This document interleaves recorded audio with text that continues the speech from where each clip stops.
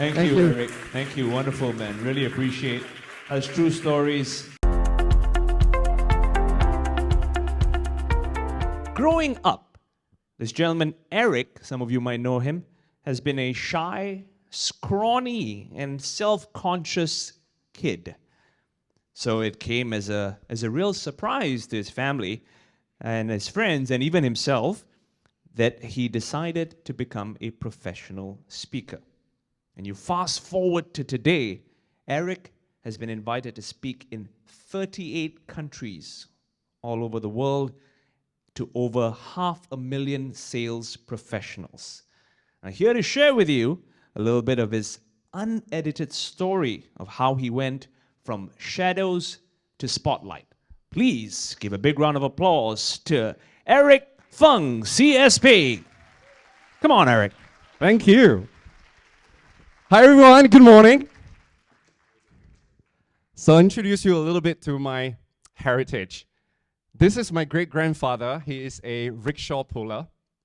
This is my grandfather. He is a trishaw rider.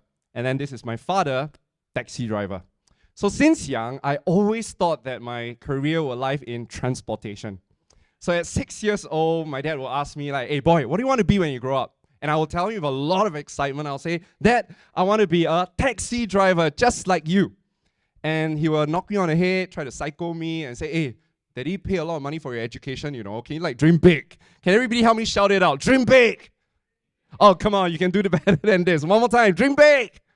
So that was what he did every single day on breakfast. A couple of months later, I came to him and I said, hey Dad, I know what I want to be when I grow up already. He said, what? I said, I'll be a bus driver. So that was my ambition for a long time. It would have been perfect if today I come up here and say I'm the Grab CEO, right? That would have been a perfect story, but no, it did not. Because during freshman year, I attended a public speaking class because I was a computer science major. I was extremely nervous about speaking, so I wanted to overcome my fear. So I signed up for a class, and the instructor introduced us to this gentleman called Jim Key. If you are in Toastmasters, you will know that there was this amazing competition called the World Champion of Public Speaking. Have you heard of it? Right, so he was the winner for the 2003. That was the year that I attended. And in less than 7 minutes, he made me laugh, he made me cry, and he got me so inspired, I decided I don't want to be an IT programmer, I want to be a speaker. So that was my dream. Fast forward many years later, after I graduated, cleared my scholarship, I went into professional speaking. So the year was 2008 when I became a professional speaker. And this picture was very special to me because it was my very first overseas speech in Malaysia. Unfortunately, only 15 people came. And you might say, oh yeah, first speech is okay, right? But what I didn't tell you is that these are all my friends. So the only real audience is probably like 3 aunties and uncle wondering what's going on. And it didn't look like they enjoyed the speech. So it was really tough at first. In fact, the first year as a professional speaker, it was excruciatingly painful. I remember that a lot of the meeting rooms like this felt more like an interrogation room because I looked young, I was inexperienced, and there was one time I was doing pitching. Halfway through, the HR manager stopped me there and started asking me very personal questions. One of the questions was, how old are you? And then when I told her my age, she go, 我吃的盐都比你吃的米多. Right? I'll translate. It means the amount of salt she eats is more than the rice I eat. It's a Chinese saying to imply that you are absolutely inexperienced. And in my head, I was thinking, you eat so much salt, you're going to die of kidney failure. Right? But of course, I didn't say that because I didn't want to get kicked out. But I still got kicked out anyway because she didn't like my presentation. So it was really tough. And then the second year was one of the most vivid experience of my time. I remembered I was literally begging for a speaking opportunity at a learning fest of a very well-known corporate company here in Singapore. Eventually, after a couple of meetings, they said yes, but I got to do it for free. Have you ever had that sometimes? Like clients will say, oh, okay, we'll let you do, but for free. And then I was in the elevator that day afternoon, standing beside a very popular Singapore speaker who's not in this room today, but very, very popular. If I mention his name, you probably know who he is. And then the lift door opened. And there were 5 people outside there, super excited, looked like it's his fans, because they were all excited like an entourage, and one of them offered to carry the bag, the other guy offered water, and then the rest of them excitedly walked him out of the room to the classroom. And then they totally ignored me. I was still in the lift, absolutely invisible. And then I had to find my way. I remember I was still lugging my luggage bag, my standee, my camera, and I lugged my way all to the classroom. And if you were with me that day on a Wednesday afternoon, you would see this scene. It was a dark classroom. It was not even lit up. The chairs and tables were still messed up. And I had to go and set up my own chairs and tables to do my own speech. And I remembered in that room, I broke down and I cried. Because I was so tired after 2 years of trying so hard. And it was very defeating, to feel like I have a dream of being a speaker, but why is it that no matter how hard I try, how positive I am, but people just don't seem to give me the chance that I need? And maybe some of you feel that way as well. And then I remembered my mom. Because I was having this fleeting thought that maybe I should give up and just go back to my IT job, because anyway, IT job pay better than a speaker. At least that's what I think, right? Because you got to understand, back then in my first 2 years, the most I've ever made as a speaker was about $2,000 a month. And that is my best month. And then on worst month, I make like $0. And for many months, I was living worst months. And I remembered that it got so bad that I had to even ask for money from my mom and my dad, who actually sponsored my education. So imagine this, your parents who are aging, you have graduated, they expect you to do well and retire them, but there you are trying to fulfill your dream and then ask for money from your parents. And as an Asian, it's a very embarrassing thing to do. So, back to my mom. I remember my mom, and I remembered a promise that I made to her at 13 years old. So in order to explain the promise, I got to take you back a little bit more to when I was 10 years old. Cute? My sister, you mean? Now, so I was 10 years old, and you have to understand, my dad's a taxi driver. We don't make a lot of money. My mom's a housewife.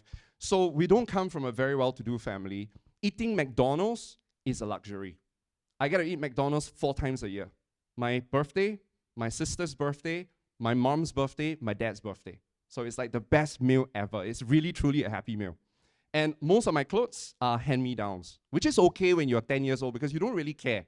But have you ever realized that the minute you turn 13, you start to care a lot about what people think about you? All of a sudden, I realized that I was poor. And I started to care about looking good. And you have to understand, my cousins were well-to-do. So they were always wearing branded clothes like Armani, Burberry. Have you heard of those brands? If you do, you're probably from my generation.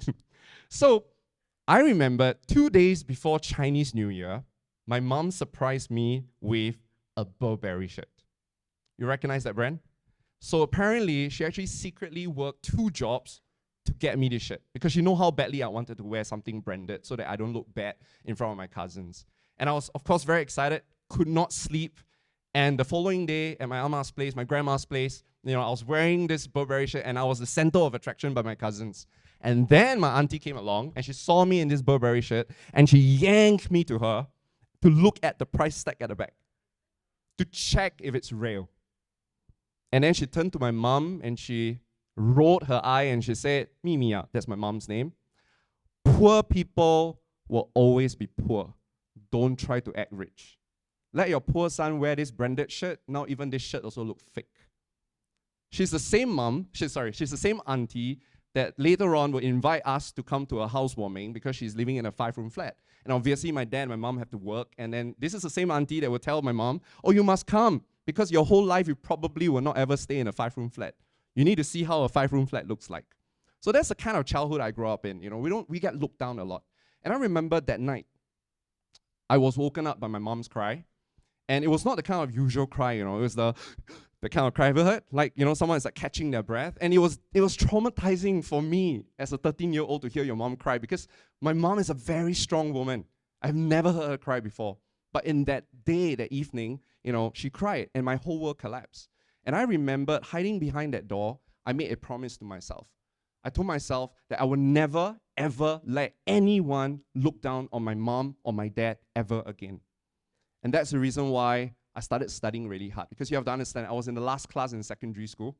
But because I really wanted to prove myself and prove my parents, I studied really hard and became the very first Feng family to graduate in a university. And, thank you. And this is my dad. Oh, you couldn't see him very well. It's his first time wearing a suit. And I was so proud. And back to the classroom.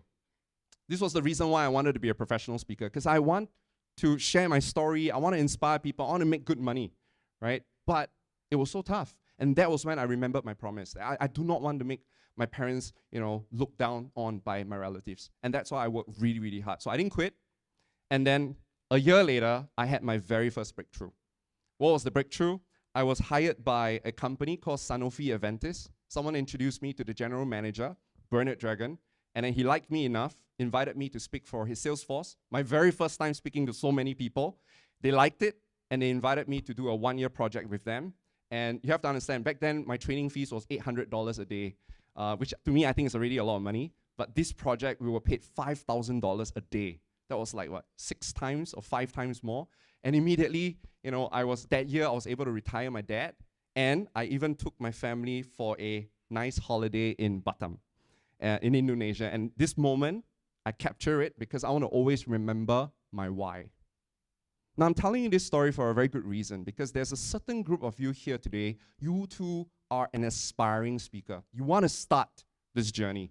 Or maybe you're already a speaker for 1 or 2 years, but you're facing a lot of challenges that people do not know about because you have to look good. But people don't know those challenges. And I want to remind you something that I remind myself when I was younger, which is obstacles are there not to stop you. They are there to test you on how badly you really want those things. As long as you can remember your why, you will be able to persevere. You just got to get through the first few difficult years.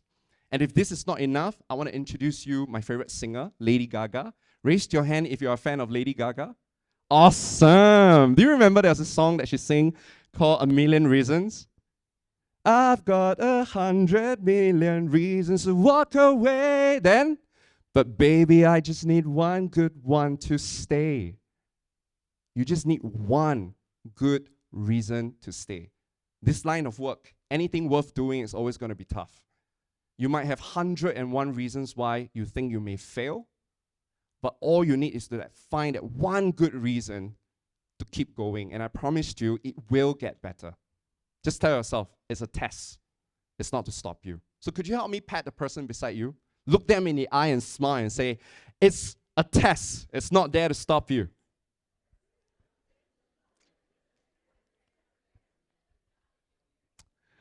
So what's my first lesson? Remember to dare to dream to be a speaker for some of you. And for the rest of us, remember to dream big. What do I mean by dreaming big? It means being the top speaker in your niche, going global, maybe getting your CSP, or maybe even serving APSS and maybe be the president, right? It doesn't matter what that dream is. I truly believe that any dream that you have in your head, you are meant to fulfill it. Otherwise, you would not even dream it. So just remember that. Now, I want to move on to the next lesson, because a year later, I found APSS. And I met the most amazing speakers. And I want to show you who they are. So I've met Ron Kaufman. I've met Frederick Herron. I've met David Lim, I think who is in this room. I've met Shirley Taylor, Heather Hansen. I'm so sorry, I didn't know you were here. And I met Jerome Joseph. And I actually met Christian Chua as well. Where's Christian? Now, fun fact, Christian was actually the one that brought me to APSS, which I actually never really said that before, but he was the one that brought me in. And I tell you, seeing all these amazing speakers gave me major imposter syndrome. I don't know if you feel that way, because I was trying to model after every one of them, and I ended up losing myself in the process. My customers got very confused about my positioning, because I was trying to be everyone. My audience did not really had a very good impression, because I was just like every other speaker. And as competition started intensifying, I started losing businesses. I started not getting selected for engagements. And I got really, really anxious. And then I remembered there was one evening I confided in my best friend, Jessica. And I said to her, like, hey, you know what? I don't know if I'm going to do well. And I said, can you take a look at my speeches? Since you know me so well, give me some feedback. So she looked at all my recent speeches and she said this to me. She said, Eric, you are trying too hard to be like every other speaker. Why can't you be yourself? And then I told her, well, if I'm myself, then people are probably not going to like me. And then she said, Eric, your job is not to get everybody to like you. You're not chocolate. And she gave me the most liberating 5 words. And I'd like all of you to take note of these 5 words. Whenever you feel doubtful of yourself, just remember these 5 words. We say it together, okay? Go where you are celebrated. Ready? 1, 2, 3, go. Go where? Exactly. So she said that to me. She said, Eric, go where you're celebrated. Because if you don't even have the courage to be yourself, then how would you know and how would you attract customers that really, truly appreciate you for who you are? I think she should have been here in this convention. She will make a good speaker or maybe a good therapist. So I took small steps, very, very small steps. The very first action I took to be more of myself was I stopped talking about every topic that I think my client wants to hear, that I think is very popular. I only spoke on one topic, a topic that I'm very passionate about, which was charisma. And I started noticing a difference because the minute you speak on something that you really feel like is your calling, you speak with a lot of energy and passion. Then the second one was when I'm on stage, I stopped being nice. I used to be very nice on stage. I would say things that was very safe. No one would ever take offense. But because of that, I don't leave an impression. So after that, I decided, you know what, I'm just going to say my thing. Just going to speak my truth and tell them what they need to hear. Isn't that our job as a speaker? And I did that. And somehow, I think Singaporeans love listening to speakers tell them the truth, and they actually warm up to it. They felt like I was kicking their ass, and it's what they need to hear. And I gained their respect. The third thing I did was I stopped quoting every other speaker. I stopped sharing every other buddy's strategies, stories. Everything was original. I started sharing my framework, my strategies, my stories, my IP, everything me. And then people start quoting me, and it felt so good. And then the most important change was I started dressing the part. Instead of wearing black and gray, which is like the norm, I decided to wear my favorite color, which was pink and light blue. And then speakers and my clients actually started to remember me as, oh, you're the guy that is always in pink. So that kind of worked for the brand. But the point is this, I started getting the courage to be more of myself on stage. And you know that my second breakthrough came when I went from please like me to this is me. In 2019, I was invited to speak at the largest sales convention here in Asia. There were 16,000 people in this room. I'll show you. It's really, really exciting. I got a standing ovation. It was considered one of the highlights of my career. And then the same year, I was awarded the CSP, which is Certified Speaking Professional. It's given to the top 12% in the speaking industry. And I got to receive the award from the very same speakers that first gave me imposter syndrome. And it was like a full circle for me. And this is my favorite picture. Ron and Jen, who can't be here with us today, but they were very, very important to me during those periods of my time, because they were the one that encouraged me to step out and be my own kind of beautiful. Just be courageous, just be yourself. So this is my advice for the rest of you as well. Especially if you feel like you are plateauing in your speaking career, or you feel like you're losing joy on stage. Like you've been doing this for a while, you feel like this is a job more than a calling. If that's you, this lesson is for you. You got to start finding the courage inside you to be more of yourself. What do I mean by that? In other words, bring more of your personality on stage. Bring more of your style on stage. Bring more of your stories and your experiences on stage. Make sure that whatever that you share is not Googleable. Make sure it's not by anybody else, but it's original, it is you. And your job is not to make everybody like you. You can't, because like I said, you're not chocolate, right? You're not Ron Kaufman.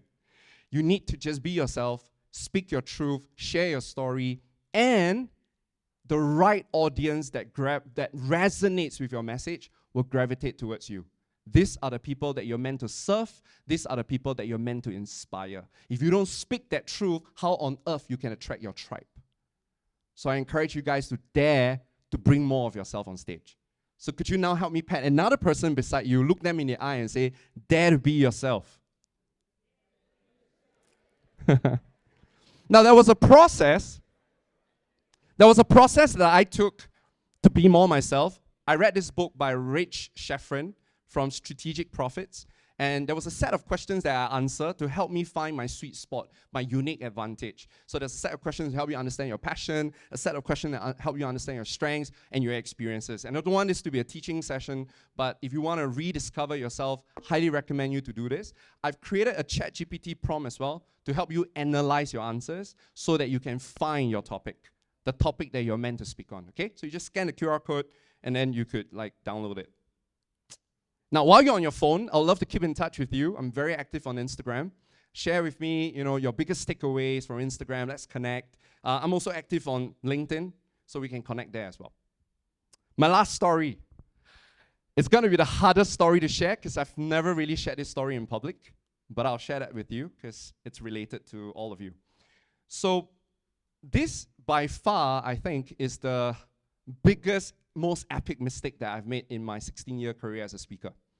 And it all started innocently enough. It started with just a question, which is, how can I scale my business? Do you all ask that kind of question too?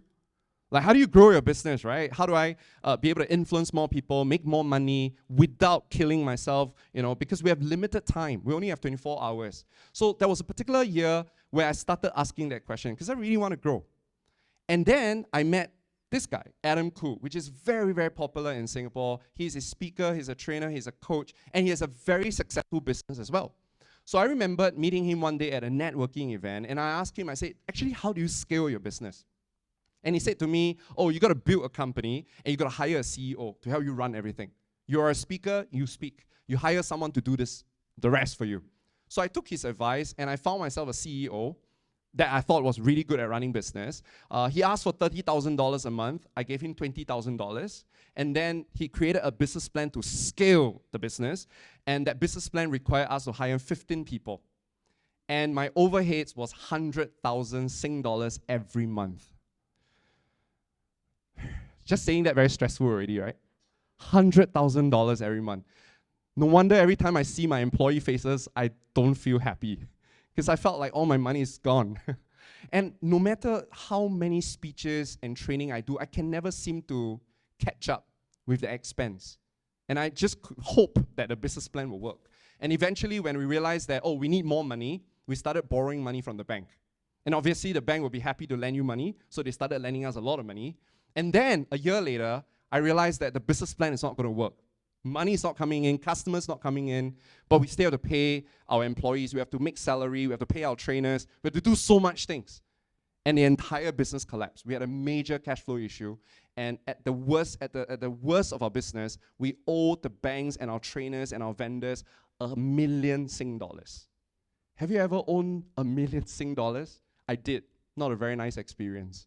And I remembered that every day there will be people and say, I just got traumatized by this. You know why? Because every day I will receive calls like this. And I'll receive calls from people who ask me for money. Like, hey, nice people, but they turn bad, not because of them, but because of me, because I stopped paying, and people need money. And so they called, and they start saying names, they threaten, they send hate words, and I dare not pick up the phone after a while. In fact, till now, like when I hear this, I'm like, oh my God, traumatized, right? Because I was worried that I cannot make the money. And then, COVID, by the way, I want to highlight something to clarify. The mistake that I made was not wanting to scale the business. It is normal, it is, in fact, acceptable to want to scale your business if you want to scale your influence. The mistake is also not that I want to build a business and hire a CEO. Nothing wrong with that. And there's nothing wrong with borrowing money from the bank because there's such a thing called good debt, if you know what you're doing. So that was not the mistake I made. The mistake I made upon reflection was that I assumed that the only way that I can scale my business is to build a business, hire a CEO, and hire a bunch of people. Because that's the best practice. That's what everybody talk about. And I thought that, maybe I should do that too. And it's so dangerous, whenever you come for conferences and everybody tell you that's what they do, and you think, I also want to do this, I want to do that. So that was what I did. And I forgot that I suck in corporate. I had less than 2 years of experience in corporate. I'm not good with managing people. I can manage an audience, but I'm bad with people. Do you know one of my jobs was to manage trainers? And I was so bad at it because part of my job was to QC all our trainers' slides and work. I had this trainer come in the meeting room and I told him up front that your slides are not good, it's ugly, and whatever. And then he ran out of the classroom crying. And this is the same trainer that speaks on happiness, I was so bad at it. And then because you build your business, you need investors. Investors will every month scrutinize your P&L. They don't care the impact and positivity you bring. They don't care. They just look at numbers. And they will go, why are you spending so much money here? Why are you paying this trainer so much? Why are you doing that? So all they are doing is just cutting our costs and always at the expense of our customers and the people that we work with. And it absolutely go against my value. But I can't do anything because we are so stuck and so entrenched in it, in this business. So that was my life for a while. And then COVID, oh, by the way, I got pictures. This is me before scaling the business. This is me after scaling the business. So you might want to think about scaling a business by building a business. And then COVID hit.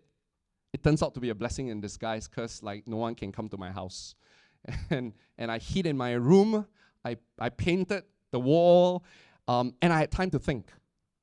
And it was the only time I started asking myself an honest question. And that is, actually, Eric, what kind of business do you really want? Not what kind of business everybody say you should be building, but what kind of business you really want? And you know what's the answer? The answer hit me on the head. I don't even want a business. I just want a life. And you know what that life means? I wrote it down. I want like happiness. I want to spend time with my family. I have a very cute corgi. I want to spend all my time with him. This is life. I want this. And that was when I realized I got the entire order wrong. You see, the question I asked was how much money I want to make. That's the wrong question to ask because there's never enough. You'll keep wanting more and more and more. It's a business. But instead, I should have asked this question, which is what kind of life I want, and then build a business that allow me to have that kind of life. You guys getting it? So ask yourself what kind of life you want first. Who do you want to hang out with? What kind of lifestyle you want? Then find a business model that allow you to have that kind of life. And it will turn out that you will have your own unique business model. And it takes courage to even ask the question, what kind of life you want? So I wrote down in a notebook, like, what do I want? So I wrote down, I don't want any employees if possible. And I don't want office because it's very expensive here in Singapore. I want multiple streams of income because I don't want to be over-reliant on one modality, which is speaking, because it's very risky to do that. I want to work wherever I want because I realize I love traveling, I love meeting people, and I want to choose who to work with. During the time where we were scaling the business, I had to work with every client, and not every client is nice, or at least good for me. But I have to work because I need the money to pay the employees. But now I want to choose who I get to work with. And most importantly, I still want to do my dream. I still want to impact millions, but not at the expense of my health, not at the expense of my time, not at the expense of my life. And then I decided I don't want to build a business, I want to build a brand. It's more like me. It's more in my brand, more aligned to me. So I started building my following on Facebook. This is not Facebook. This is Instagram. I built a following on Facebook. I built a following on TikTok. And once I finished building the brand, I built a backend. What is a backend? A backend is a series of offers that you offer to the people that have heard you speak. They have already known you, like you, respect you. Now they want to do more work with you. You create offers for them. So that model works for me because when you have a backend, it's like having an employee that will never complain that you work too hard. And it's powered by social media. So I remember that year during COVID, I started building a community called KLR365. I learned it from China, where members pay $1 a day to me so that I can share with them new insights to social media. I had a course, which is an online course at $997. I did not want to do any more training because I was very bored in having to say the same thing again and again. And by the way, it takes courage to even say that I'm bored with training because, you know, sometimes we are supposed to like love training. I don't know. Some people feel that we need to say that. But actually, it's very boring to keep saying the same thing over and over. So I didn't want to do training, but I don't mind recording the training into a video series so that I could, like, you know, impact people without having to use my time. So I created an online course, and I love coaching. I love that one-to-one relationship, but I want to work with the best. And so in order to work with the best, you got to charge a high fee. Otherwise, you will attract the wannabes. So we charged $30,000 for a full year of coaching, and we attracted some people to us for coaching. And I wanted to do consulting work because I want to be rewarded not for my time, but for the results I create for the client. So we had about $62,000 worth of consulting deal. And this is the combination that year. I had 485 that went for the community, 1,000 plus, 50 and 2. And the entire backend helped me make an extra 3.6 million Sing dollars without using my time and my energy. Most of it is automated. And as a result of this, a year later, I was able to pay off the entire $1 million in a year. And I was so much happier and so much like in my element. I had more time to, you can tell, it's a lot happier, right? And I got to spend more time with my dog, my corgi Titan, who has grown up. And this is him yesterday. He's my alarm clock every single morning.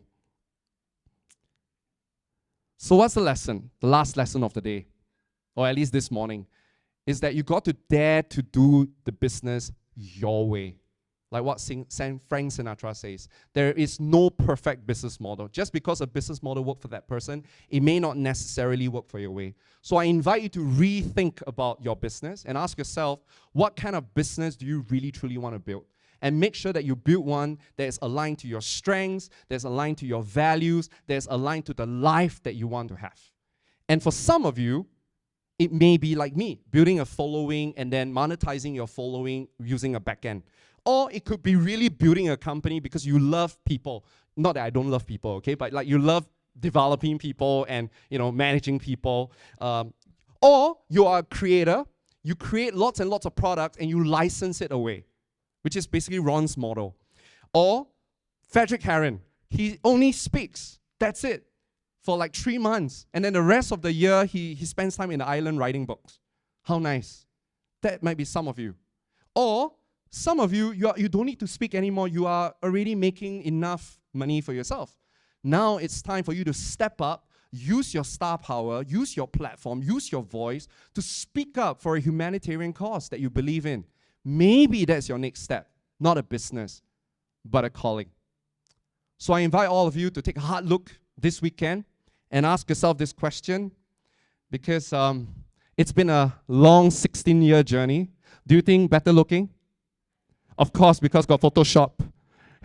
But I really invite you to learn this lesson with me. The last 16 years, if there's one thing that I realize is this: anything worth doing takes courage. And I invite you to dare to dream big. I invite you to dare to be yourself and bring more of yourself on stage. And I invite you to dare to ask the difficult question: what is a life that you really, really want? What kind of legacy do you really, really want? Then build that unique business that's only for you and you only. So thank you so much for allowing me to share this journey with you. There are a lot more speakers ahead that will challenge you to dare to dream big. But I tell you this, if you dare to do those 3 things, I promise you this, you will most definitely step from shadows to spotlight. Enjoy the rest of the convention. Thank you very much.